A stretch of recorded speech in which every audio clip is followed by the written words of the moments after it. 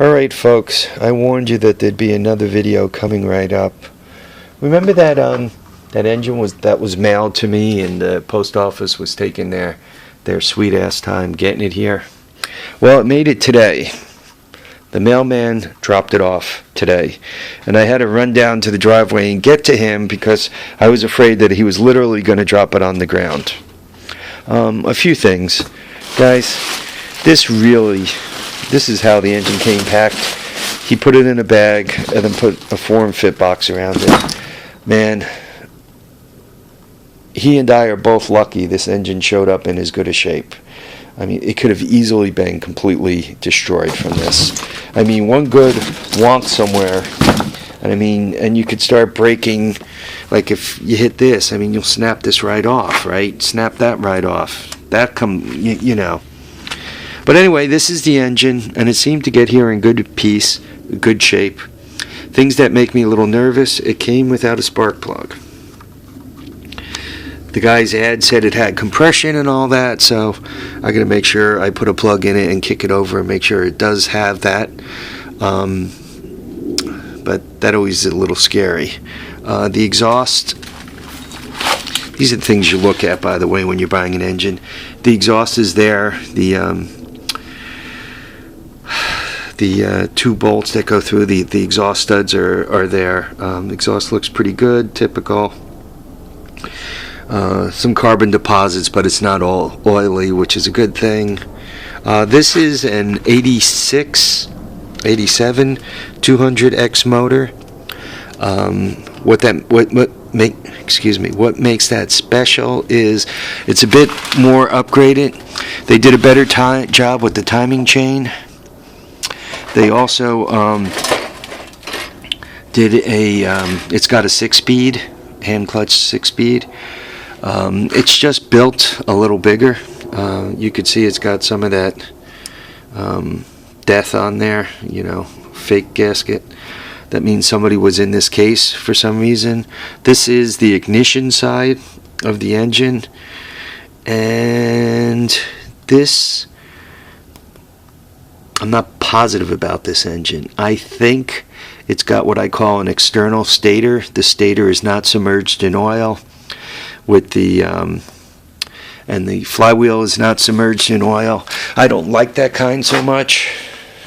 That's this kind here, because if for any reason you end up with any debris in the oil, it sticks to the magnet on the flywheel, and then gets lodged between the flywheel and the stator, and it does very bad things to your stator.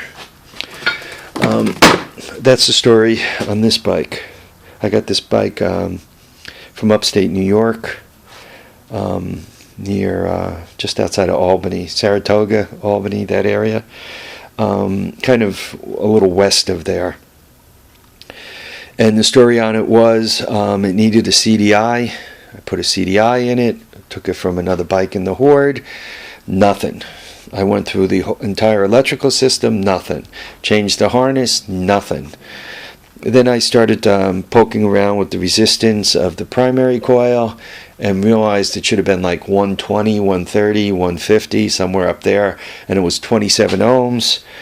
And the reason why it was 27 ohms is these two guys, the bigger ones, these two, are the primary coil for the stator, and they got chopped up. Right, you can see the big gouge, particularly on the front one. So that's why they were now shorted, and it was worthless. I keep that there as a teaching aid, and I also keep it there to remind me not to buy any more 250 ESs with the oil-bathed flywheels. So, what is this video about? This engine, nice engine. You could kind of see the difference. The way the jug looks, this is much more square. This is the spark plug side, but the way it looks is more of a square, where this guy has more of that round look. You can also see the CDI cover's different, right? You get the round CDI. So Now I have a 200X motor. These are kind of hard to get a hold of. With shipping, I think I paid $100 and change. And then with shipping, I think it came up to like $2 and a quarter. So if this is a nice running engine, a 200X motor, especially with the 6-speed, it's a $500 motor for $2 and a quarter. I stole it. If it's less than that, I could probably pull the jug off, the top end or the bottom, whichever it has a problem. If it's an oil burner, sell the bottom end. If it's not, sell the top end, or redo it, however it works. But having less than 250 into it, I have some room so that I could put it together. This guy is a kickstart, and that one will have also a higher compression kickstart. I did manage to start this thing. I did manage to kickstart it. It's not that bad. I had a 350X. Boy, you would kick down on that thing, and if it kicked back, you would swear to God that it was going to tear your leg off. I mean, that thing kicked like a mule. I mean, when it kicked back, you would literally feel a shudder through your entire body. And we're talking, I owned that bike, must have been 15, 20 years ago. And I was in better shape back then. And once again, it would kick, and it literally rattled the teeth in your head. I also had a 250R for a short period of time. But somebody screwed with that thing. They bored it out to, I think it was 286. That bike was a crazy bike. He had longer bars on it, so it was almost kind of like a chopper. It stuck out way far out front. It was, it was a bit longer than this X here, and much longer than that 200 ES there. That bike, you would be. I was running it in fields mostly back then, farmers' fields, and I would, you run to the end of the field. You would downshift, bring it into a turn, grab a hold of the throttle, and it did one of two things all the time. It either broke loose in the back and you were sliding, or the front wheel came off the ground. I mean, that 286R, let's call it, that thing was just insane. I got rid of that one because I was afraid I was going to die on it. And because of the work they did to it, it had a tendency to overheat.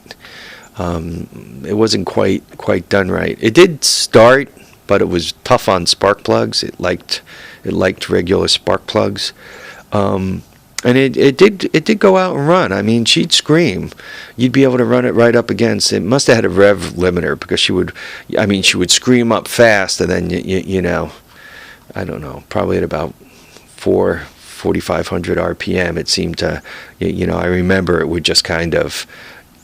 Stay there. It wouldn't gun up to the sky, so to speak. 2 cycles typically will gun to the sky. Maybe it went up to 5,000 RPM, but it didn't scream. It didn't go up to like 7,000, 8,000. It wasn't a real screamer.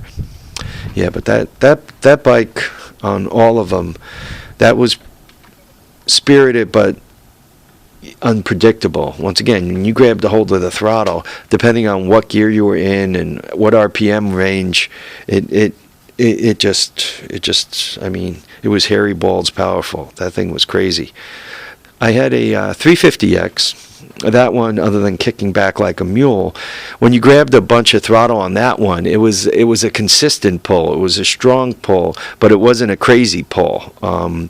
And it had the same like torque no matter what the RPM was. It wasn't like RPM dependent to how it was going to take off. It pulled pretty consistently anywhere from 1,200 RPM up to, I don't know what they wind out at, 4,000, 4,500. So but it was consistent. There wasn't anything crazy in the RPM range.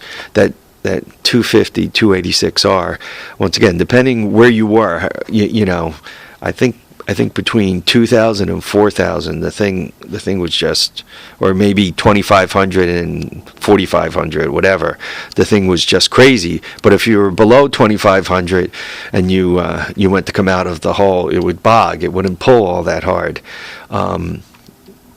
But the higher the RPM, I had to get rid of that bike. I was going to die on that bike.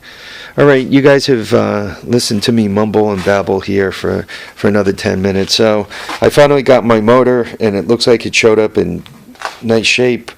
Guys, try to package a little better than this, man.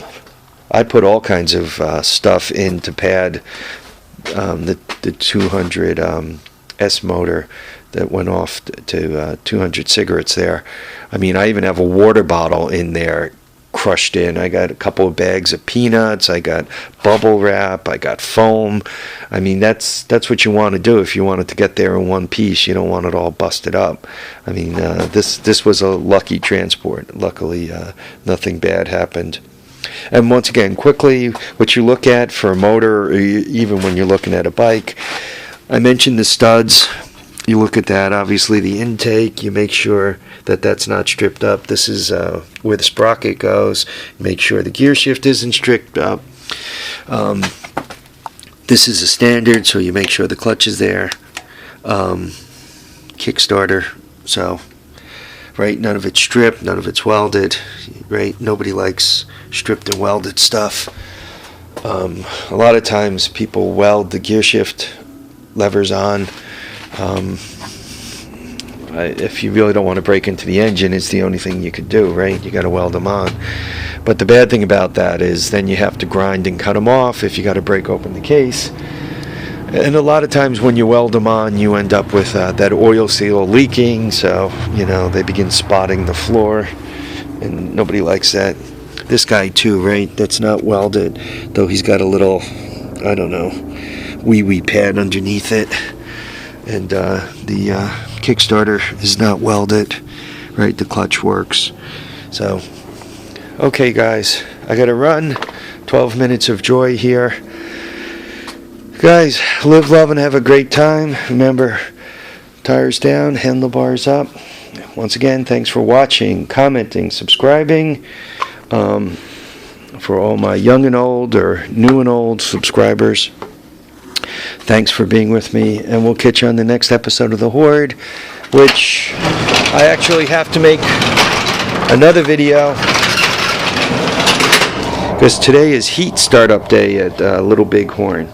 The pellet stove is not enough to carry the house at a temperature my wife likes, so I got to kind of upgrade to the next level of heat, which is the pellet, or the furnace. The Horde has, the inside the house has a few different kinds of heat. The primary source of heat I try to keep to the pellet stove. I try to use the oil furnace as a secondary source of heat, especially considering that I just spent all that money on oil, right? $1,800 on oil. I really don't want to drink that all down. So then I have the furnace. It's hot water baseboard. And then there's a wood stove on the far end of the house. And the kitchen has a fireplace. So a few different sources of heat there. Okay, guys, take care. And we'll see you tomorrow, probably. Not going to the flea market, so hopefully early tomorrow. Now it's going to be cold in the morning, and homie don't like it cold, but still, I'll try to get myself moving early to get some stuff done. Take care now.